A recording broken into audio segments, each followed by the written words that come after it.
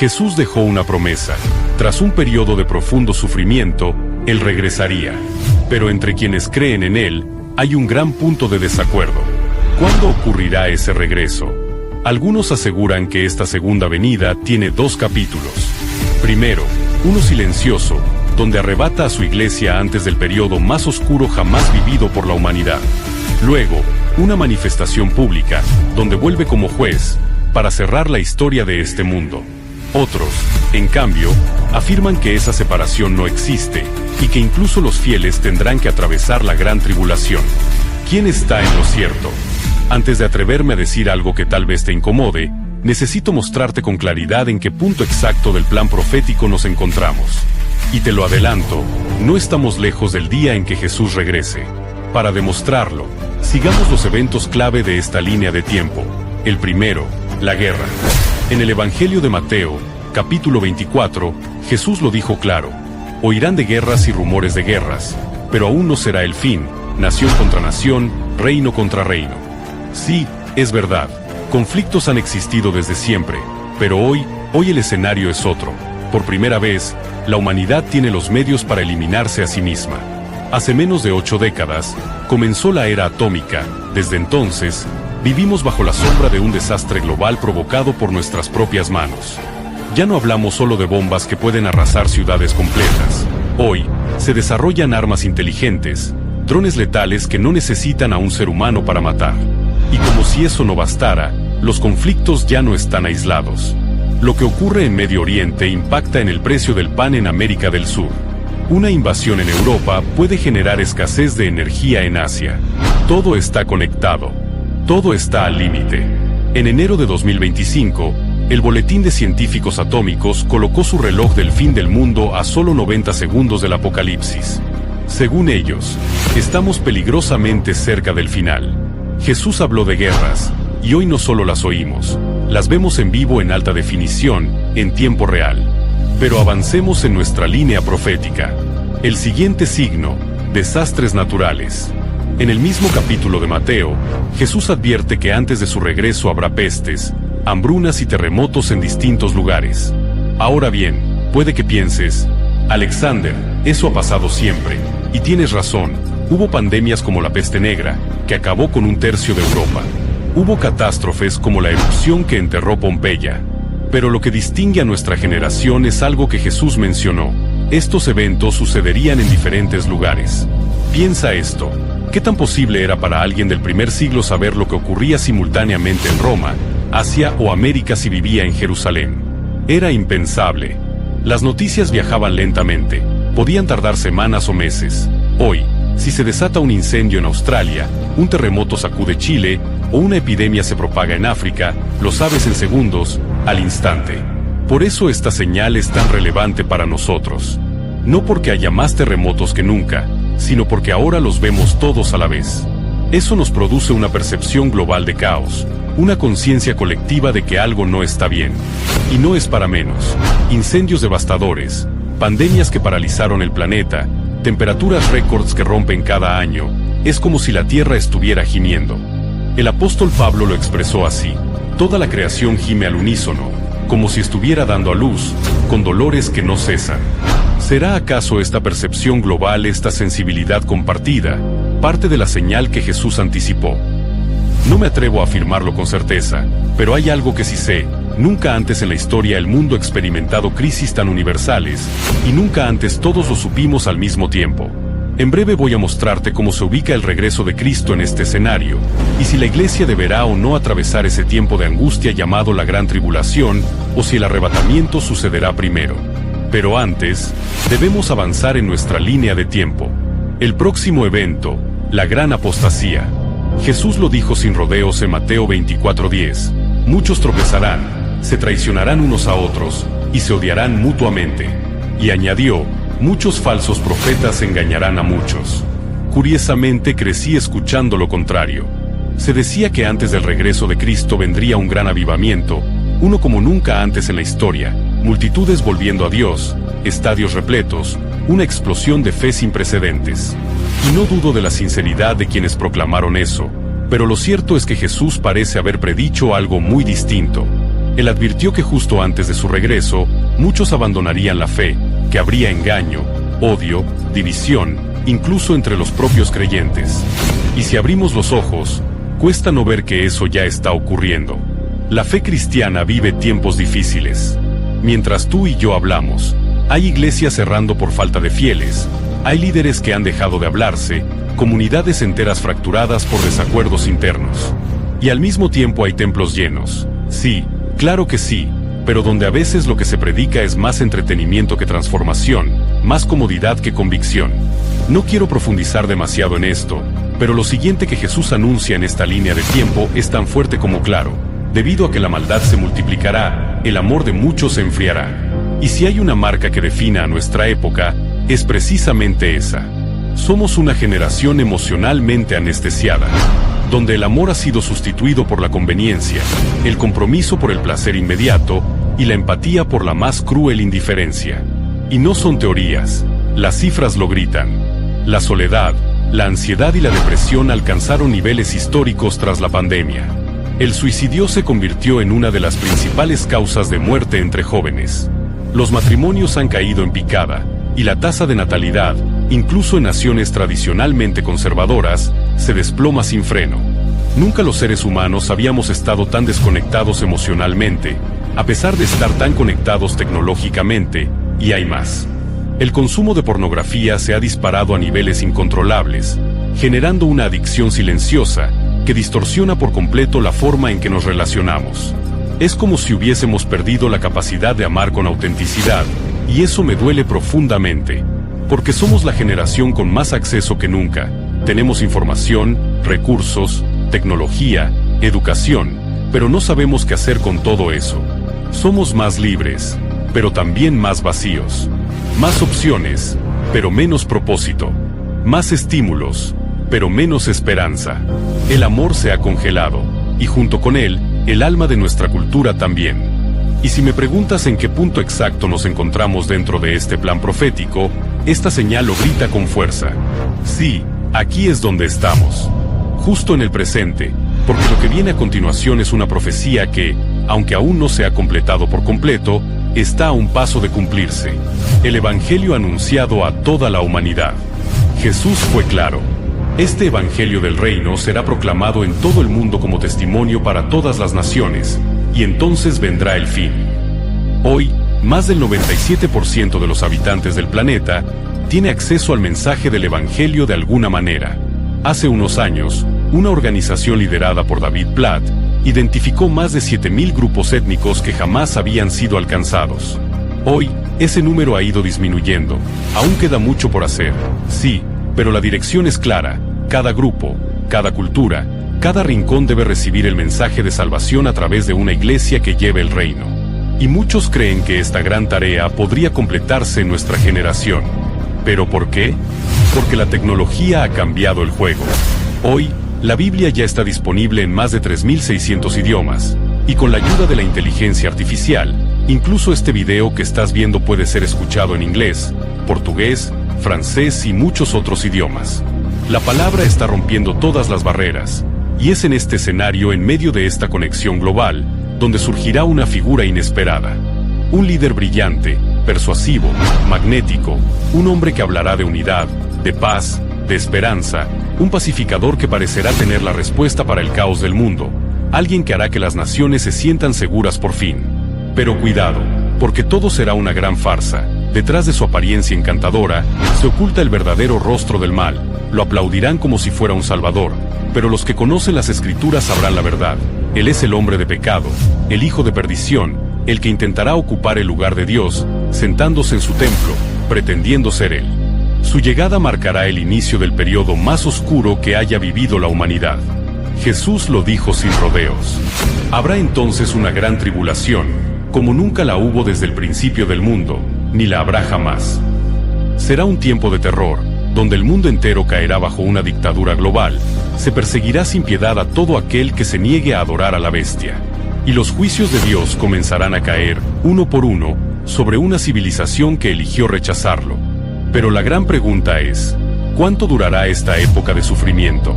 ¿Hablamos de 1000 años? ¿O tal vez solo unos meses? Para encontrar la respuesta, debemos regresar al libro del profeta Daniel. Allí, en el capítulo 9, verso 27, hay una pieza clave para completar este rompecabezas. Daniel profetiza que un líder establecerá un pacto con muchos por una semana, y a la mitad de esa semana, hará cesar el sacrificio. En el lenguaje profético de Daniel, esa semana representa un periodo de 7 años, y la mitad es 3 años y medio, marca el momento en que el anticristo romperá ese acuerdo de paz, se autoproclamará como Dios, y desatará una persecución brutal contra todos los que no se sometan a su dominio. Será el punto de quiebre, el umbral entre el engaño y el horror. Serán 3 años y medio, 42 meses de oscuridad, dolor y caos como nunca antes. Esta estructura de 2 mitades, una de falsa paz y otra de tribulación extrema, es la base sobre la cual se construyen muchas otras teorías.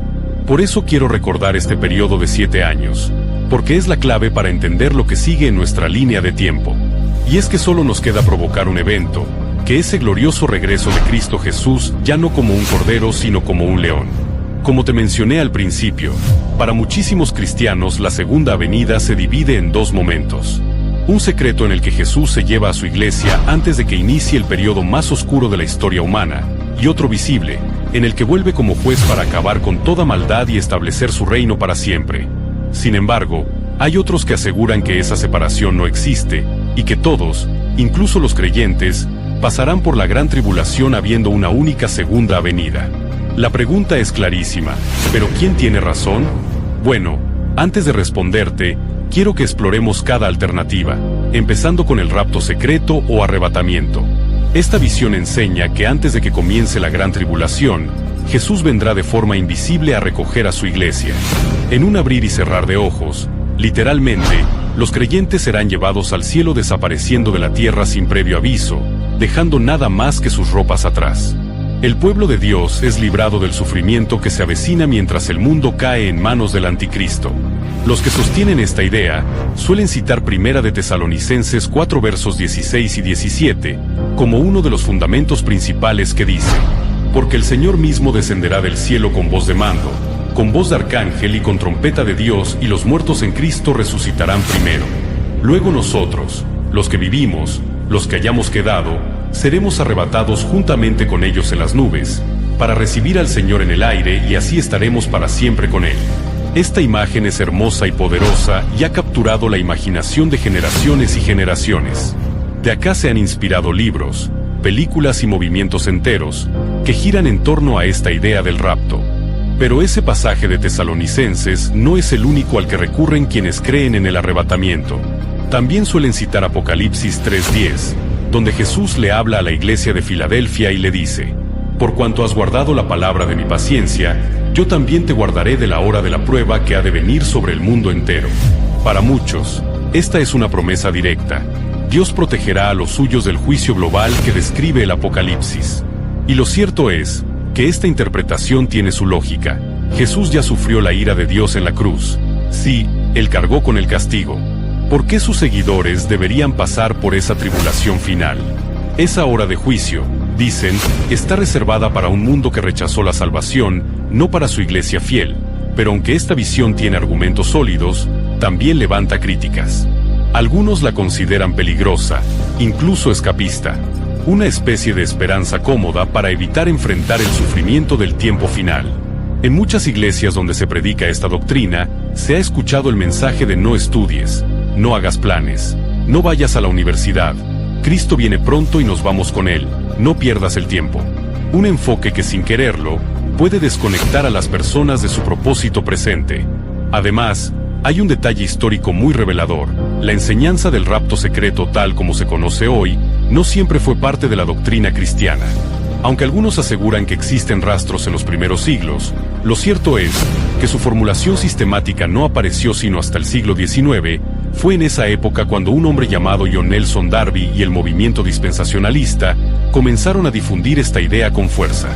Muchos estudiosos afirman que durante los primeros 1800 años del cristianismo, nadie enseñó la doctrina del rapto secreto.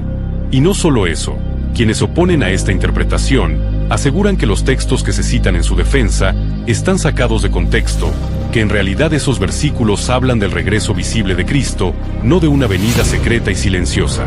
Y hay un argumento más que suele citarse. En el mismo libro de Apocalipsis vemos claramente que hay creyentes, hombres y mujeres de fe, que sufren durante la tribulación. Son mártires que no negaron a Cristo, aunque eso les costó la vida. Así que sí, el rapto secreto tiene puntos a favor, pero también objeciones de peso. Es una visión con esperanza, pero no exenta de debate. Ahora bien, ¿qué ocurre con la otra postura? La que dice que no habrá dos venidas, sino una sola, una en la que tanto creyentes como no creyentes atravesarán la gran tribulación. En un momento vamos a llegar a eso, pero antes hay algo más que debes ver. Porque no todo es blanco o negro. Existe una tercera posibilidad. Muchos creyentes sostienen que el arrebatamiento se ocurrirá, pero no al inicio. Según esta visión, ocurrirá en un momento muy específico, justo a la mitad de la gran tribulación. Esta postura, conocida como mid-trib, o arrebatamiento a mitad del periodo, enseña que la iglesia atravesará los primeros 3 años y medio del tiempo de angustia, pero será llevada antes de que comience la parte más oscura de toda la historia humana. Ese instante se daría justo cuando el anticristo rompa el pacto de paz, se declare Dios en el templo de Jerusalén, implante la temida marca de la bestia y desate la persecución más brutal que jamás haya ocurrido. Por eso te pedí que prestaras atención cuando hablamos de la semana de Daniel 9:27, ese pasaje es clave. Es el eje que conecta muchas de estas interpretaciones.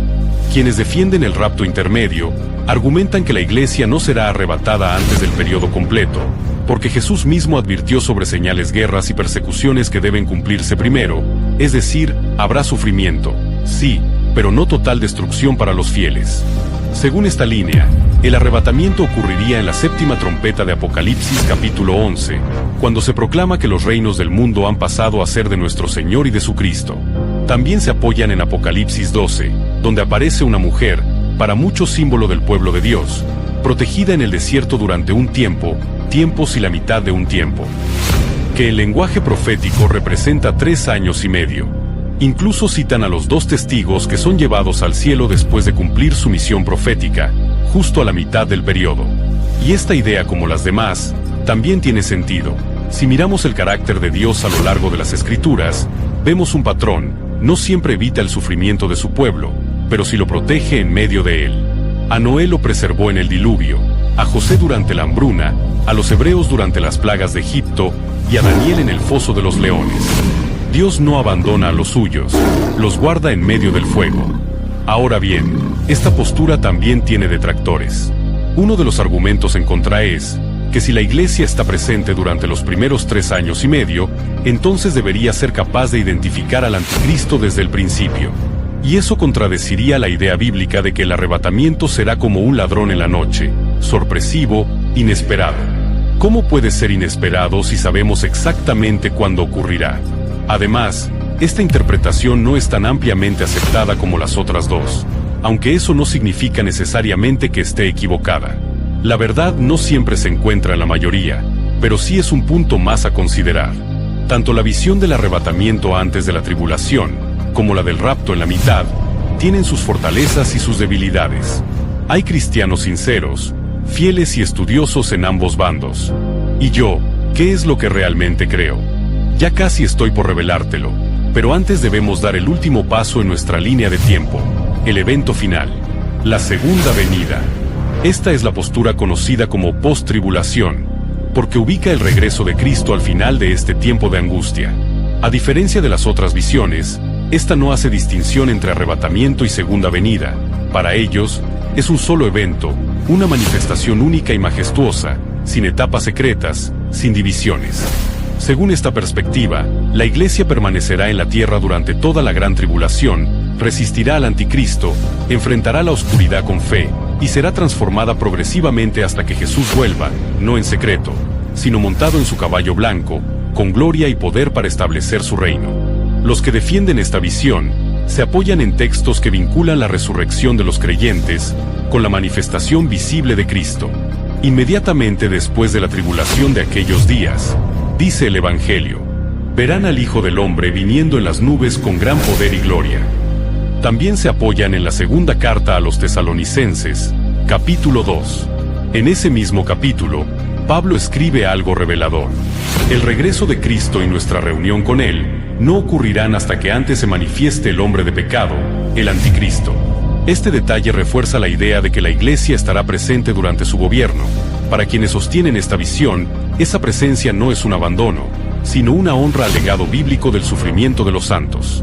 Así como los primeros cristianos fueron perseguidos por el Imperio Romano, así como miles de mártires a lo largo de los siglos ofrecieron su vida por el Evangelio, así también la Iglesia del tiempo final será llamada a dar testimonio en medio de la oscuridad. Será un tiempo de aflicción, sí, pero también será un escenario donde la luz del testimonio brillará con fuerza, donde el poder de Dios se manifestará como nunca antes. Pero como era de esperarse, esta posición también tiene críticas. Una de las más frecuentes es que el enfoque post-tribulacional parece ignorar el lenguaje de sorpresa que rodea el regreso de Jesús. ¿Recuerdas? El ladrón en la noche, el momento inesperado, el día que llegará cuando menos lo pienses. Si la segunda venida está precedida por 7 años de señales claras y por una ruptura evidente del pacto a mitad del camino, entonces, ¿realmente sería una sorpresa? Y hay otro punto importante: esta postura no termina de aclarar un asunto profético delicado.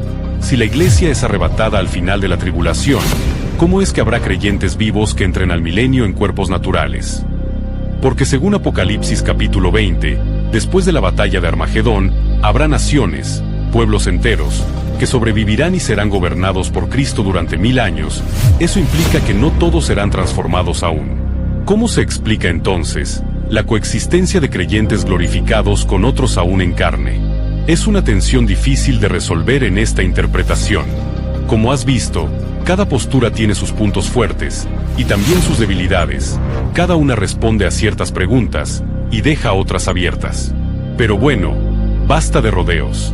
Te prometí que compartiría mi visión y ha llegado el momento de hacerlo. Ahora, antes de revelártela, quiero dejar algo bien claro. Yo no tengo la verdad absoluta sobre este tema. Soy un aprendiz más en este gran misterio. Hay millones de cristianos hombres y mujeres sinceros que aman a Jesús con todo su corazón y que creen cosas distintas sobre cómo y cuándo ocurrirá la segunda venida de Cristo. Lo que acabo de contarte es una versión muy simplificada de un tema profundo y lleno de matices.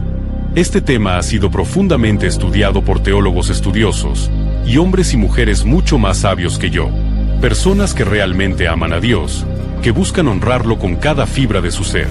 Y por eso, quiero dejar algo muy claro: aquí no hay buenos y malos, no hay bandos enfrentados, solo hay interpretaciones distintas y nada más.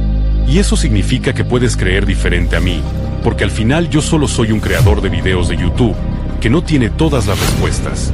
Y está bien si tienes otra visión. De hecho, me encantaría que comentes aquí abajo qué es lo que tú crees. ¿Piensas que Jesús vendrá a través de un rapto secreto antes de la tribulación? ¿Crees que será a la mitad del periodo? ¿O que vendrá al final, en una única manifestación gloriosa? Tu opinión es tan valiosa como la mía. Ahora bien, llegó el momento de contarte qué es lo que yo creo. Durante muchos años viví con una idea profundamente arraigada en mi corazón. No era una teoría, ni una especulación, era una convicción. Estaba seguro de que Jesús vendría a buscar a su iglesia antes de que el caos se desatara en la tierra. Creía que el rapto sucedería antes de la aparición del anticristo, antes de cualquier tribulación. Para mí, no era un quizás, era una certeza. Recuerdo cómo hablaba de esto con naturalidad, era parte de mi día a día. Le decía a la gente: si un día no me ven más y las noticias dicen que fueron los extraterrestres, no se lo crean. Fue Jesús. También advertía con seriedad: no acepten la marca, no importa cómo se la disfracen. Algunos se reían, otros pensaban que exageraba, pero yo lo decía convencido, porque en el fondo, lo que quería era que todos estuvieran listos. Y si te soy sincero, esa visión aún me conmueve. Es hermosa. ¿A quién no le gustaría ser rescatado antes de la tormenta? ¿Quién desearía voluntariamente atravesar persecución, hambre, sufrimiento? Yo sinceramente no, y por mucho tiempo esa fue mi esperanza. Pero con el paso del tiempo, algo en mí comenzó a cambiar. A medida que me fui sumergiendo más en las Escrituras, me encontré con un patrón distinto. Empecé a notar que en lugar de dos momentos separados, uno secreto y otro público, la mayoría de los pasajes describen una única venida gloriosa. Un retorno visible, acompañado de la resurrección, del juicio y del triunfo definitivo del reino de Dios. Y me surgió una pregunta incómoda: ¿Por qué Jesús advertiría tantas veces a sus seguidores sobre estar preparados para resistir si en realidad no estaríamos? Sé que no es la postura más popular, sé que es difícil imaginarse soportando tanta oscuridad, pero también creo que en medio de esa dificultad hay un mensaje profundo. No importa que tan fuerte ruja la tormenta, ni que tan sombría se vuelva la noche, Jesús regresará por una iglesia firme. No una iglesia perfecta, sino una iglesia que no se rinde, que ama, que espera, que resiste, que vence por medio de la sangre del Cordero, y cuando ese momento llegue, todo sufrimiento será cambiado por gozo eterno. Todo lo que ahora nos cuesta entender será luz, porque cuando el Rey regrese, nada volverá a ser como antes. Además, hay algo más que me hizo repensar todo esto. ¿Qué pasa si estoy equivocado? Imagínate que sí, que el rapto secreto ocurre, que Jesús viene después de todo. ¿Qué pierdo si me equivoqué? Nada, ¿no? Me voy con el de todos modos. Pero, ¿y si no ocurre? ¿Y si lo que viene es más largo, más duro, y yo jamás me preparé para ello? ¿Qué pasará si nunca entrené mi fe para resistir? Si esperaba ser arrebatado antes de ver la batalla, ¿pero me toca pelear? Por eso, más allá de fechas, más allá de posturas, mi llamado es a prepararnos, a vivir con la mirada en el cielo, pero con los pies firmes en la tierra, a no solo creer, sino estar listos. Porque lo más importante no es cuando viene, sino cómo nos encuentra cuando venga. Y si quieres seguir profundizando, hay mucho más que explorar: la marca de la bestia, la batalla final, los testigos, el trono blanco. Todo eso y más lo desarrollamos en la versión extendida de esta línea de tiempo profética, en la serie o la película, que publicamos en el canal sobre el libro del Apocalipsis. Te dejaré el link en la descripción de este video. En este tocamos todos esos eventos con más detalles. Te invito a descubrirlo.